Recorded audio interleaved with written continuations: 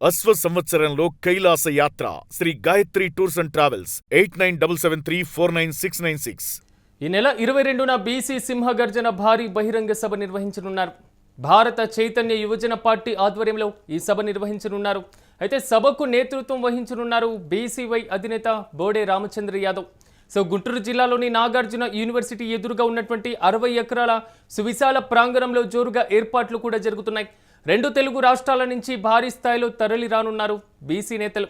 ఇక సభకు ముందుగా అనుమతించలేదు పోలీసులు. కోర్టు జోక్యంతో బీసీలకు బహిరంగ సభలకు కూడా అనుమతిస్తున్నట్లుగా తెలిపారు. మొత్తం మీద బీసీ హక్కుల కోసం, మరి ముఖ్యంగా బీసీలకు రిజర్వేషన్ల కల్పన కోసం అమరావతిలో బీసీలకు సంబంధించి తగిన ప్రాధాన్యత కల్పించడంతో పాటుగా స్థానిక సంస్థలలో బీసీలకు కల్పించాల్సినటువంటి రిజర్వేషన్లపైన భారీ బహిరంగ సభ కూడా సిద్ధమవుతున్నటువంటి పరిస్థితులు కనబడుతున్నాయి. ఇక ఇదే అంశానికి సంబంధించి మరింత సమాచారం మా ప్రతినిధి కిరణ్ అందిస్తారు. కిరణ్, చెప్పండి. ఏఎన్యూ ఎదురుగా భారీ బహిరంగ సభ కల్పించబోతున్నారు. కోర్టు జోక్యంతోనే సభకు అనుమతి కూడా వచ్చినటువంటి పరిస్థితులు కనబడుతున్నాయి. ఈ సభ ద్వారా ప్రధానంగా ప్రభుత్వాన్ని ఎలాంటి డిమాండ్ చేయబోతున్నారు? పూర్తి డీటెయిల్స్ ఏంటి?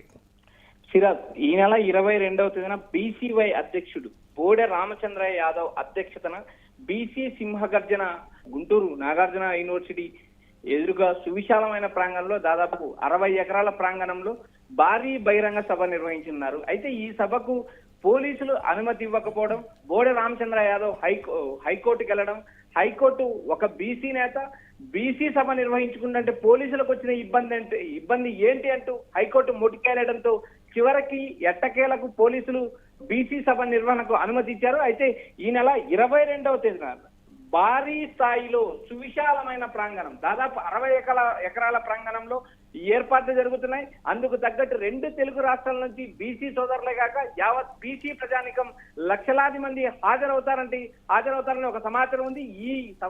ఈ నేపథ్యంలో భాగంగా భారీ ఏర్పాట్లు ఏదైతే వచ్చే బీసీ ప్రజలకు కానీ బీసీ నాయకులకు కానీ ఏకంగా ఆహార ఏర్పాట్లు, వాటర్, మంచినీటి సదుపాయాలు కల్పించడానికి ఇప్పటికే ప్రయత్నాలు మొదలు పెట్టారు. ఏదైతే సభకు ఏర్పాట్లు కూడా జరుగుతున్నాయి. అయితే గత 2 తెలుగు రాష్ట్రాల నుంచి బీసీ హక్కుల కోసం, బీసీల కోసమే పోరాటం చేసే పార్టీగా బీసీవై పార్టీ ఉద్భవించింది. దీనికి బోడే రామచంద్ర యాదవ్ అధ్యక్షత వహిస్తున్నారు. 2 తెలుగు రాష్ట్రాల్లో ఎక్కడైనా ప్రజలకు సంబంధించిన వ్యవహారం కానీ, నేతలకు సంబంధించిన వ్యవహారాలు కానీ, మరోపక్క ఏదైతే బోడే రామచంద్ర యాదవ్ రాష్ట్రంలో, ముఖ్యంగా ఆంధ్రప్రదేశ్ రాష్ట్రంలో ఎక్కడ పర్యటించినా ఆయన పర్యటనలు అడ్డుకుంటూనే ఉంటున్నారు. కోర్టు ఎన్ని మొటికాయలు వేసినా కూడా అటు ప్రభుత్వం తీరు కానీ ఇటు పోలీసుల తీరు కానీ మారలేదనే విమర్శలు ఉన్నాయి.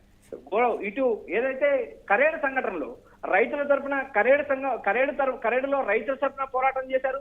మరోపక్క bulk drug park, Anakapalli bulk drug park పోయినప్పుడు హోటల్లోనే ఆయన అడ్డుకున్నారు.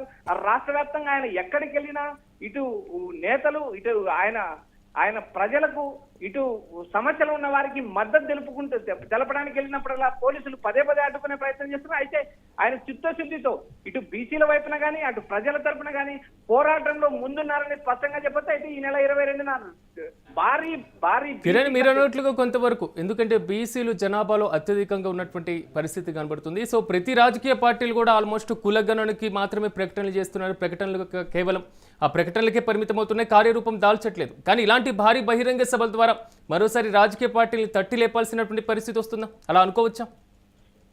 సిరాజ్, గుంటూరు జిల్లా నాగార్జున యూనివర్సిటీ ఎదురుగా 60 ఎకరాల సువిశాల ప్రాంగణంలో బీసీ భారీ బహిరంగ సభ నిర్వహిస్తున్నారు. ఈ సభలో దాదాపు ఏదైతే మెజారిటీ ఓటర్లు ఉన్నా, దాదాపు రాష్ట్ర జనాభాలో 60% బీసీలు ఉన్నా వారికి సరైన ప్రాధాన్యత దక్కలేదు అనే అంశం పైన రామచంద్ర యాదవ్ ఇప్పటికే పోరాడుతున్నారు. ఒకసారి ఆయన ఎజెండాను మనం గమనించినప్పుడు బీసీ రక్షణ చట్టం అమలు కోసం రాజధాని ప్రాంతంలో బీసీల జనాభా ప్రకారం దాదాపు 1000 ఎకరాలు భూమి కేటాయించాలి. మరోపక్క బీసీ కులాలకు సంబంధించి కార్పొరేషన్ నిధులు గత 2 ప్రభుత్వాలు, ఏదైతే గతంలో ఉన్న వైసీపీ ప్రభుత్వం కావచ్చు, ఇప్పుడున్న కూటమి ప్రభుత్వం గాను బీసీల పట్ల చిత్తశుద్ధిగా వ్యవహరించలేదు. స్థానిక సంస్థల వ్యవహారాల్లో కూడా అనుకున్న స్థాయిలో సీట్లు ఇవ్వలేదు. దాదాపు 44% రిజర్వేషన్లు అమలు చేయాల్సిన పరిస్థితి ఉంది. ఇవేవీ అమలు చేయలేదంటూ ఆయన చిత్తశుద్ధితో పోరాటం కొనసాగిస్తారు. 2 తెలుగు రాష్ట్రాల్లో, అటు తెలంగాణలోను ఇటు ఆంధ్రాలోను బీసీల కోసం, హక్కుల కోసం, బీసీ జనాభా నిష్పత్తి ప్రకారం పదవులు దక్కాలి, రిజర్వేషన్లు దక్కాలి, మరోపక్క ఏదైతే ఉపాధి ఉద్యోగ అవకాశాల్లో కూడా ఆ హక్కులు దక్కాలంటూ బోడి రామచంద్ర యాదవ్ సుదీర్ఘకాలం నుంచి పోరాటం చేస్తున్నారు.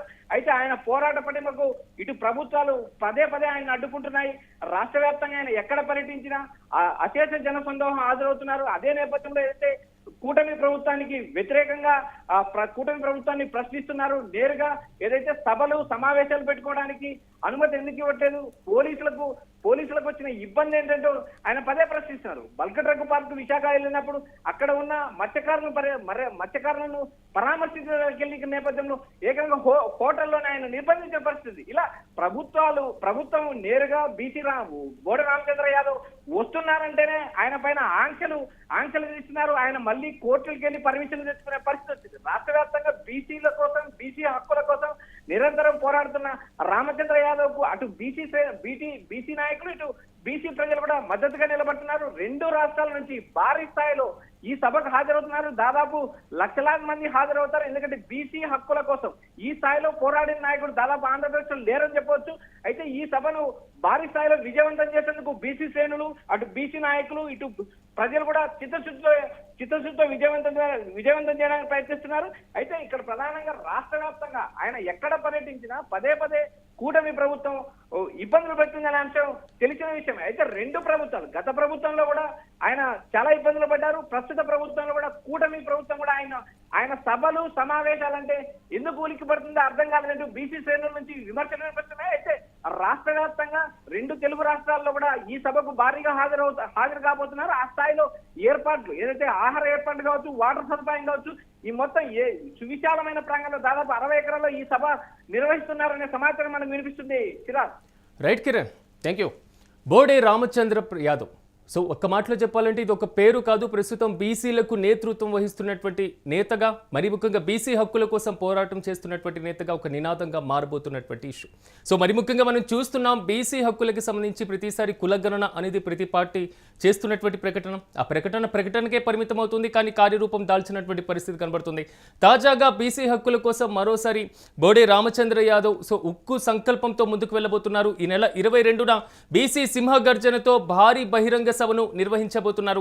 భారత చైతన్య యువజన పార్టీ ఆధ్వర్యంలో ఈ సభకు ఆయన నేతృత్వం వహించబోతున్నారు. ప్రధానంగా మనం స్క్రీన్ మీద చూస్తున్నాం, ప్రధానమైనటువంటి ఎజెండాలు 3 కనబడుతున్నాయి. ఒకటి, బీసీ హక్కులకు సంబంధించినటువంటి చట్టాన్ని పరిరక్షించడం, అమలు చేయడం, కఠినంగా బీసీ రక్షణ కోసం చట్టాన్ని అమలు చేయాలనేది మాత్రం ఒక ప్రధాన డిమాండ్ చేస్తున్నారు. ఇక రెండోది, అమరావతి రాజధాని ప్రాంతంలో బీసీలకు 1000 ఎకరాల భూమిని కూడా కేటాయించాలని వారు డిమాండ్ చేస్తున్నారు. ఇక బీసీ కులాలకు సంబంధించినటువంటి కార్పొరేషన్లకి సంబంధించిన నిధుల కేటాయింపు, ఆ నిధులను సక్రమ పద్ధతిలో వినియోగించడం, ఈ మొత్తం కూడా గత ప్రభుత్వం, ప్రస్తుత ప్రభుత్వాల మీద విమర్శలు వస్తున్నటువంటి నేపథ్యంలో ఆ కులాల కార్పొరేషన్లకు సంబంధించినటువంటి నిధులను కూడా సక్రమంగా కేటాయించాలనేది వీరి నినాదంగా మారుతుంది. ఇక 4వ ప్రధానమైనటువంటిది సమగ్ర కుల గణన అనేటువంటి అంశాన్ని తెర మీదకి పూర్తి స్థాయిలో తీసుకొస్తున్నారు. రాజకీయ పార్టీల ప్రకటనలకే పరిమితమైనటువంటి దీన్ని కార్యరూపం దాల్చాలి అనేది మాత్రం బీసీ సింహగర్జన యొక్క ప్రధాన లక్ష్యం. ఇక విద్యా, ఉద్యోగాలు, స్థానిక సంస్థలు, చట్టసభల్లో బీసీలకు 44% రిజర్వేషన్లు కల్పించాలి అనేది మాత్రం మరో నినాదంగా మారబోతుంది. ఆంధ్రప్రదేశ్లో స్థానిక సంస్థలకు సంబంధించినటువంటి ఎన్నికలు కూడా రాబోతున్నాయి. ఈ తరుణంలో ఈ భారీ బహిరంగ సభ ద్వారా మరోసారి ప్రభుత్వాన్ని డిమాండ్ చేయబోతున్నారు బీసీల హక్కుల కోసం.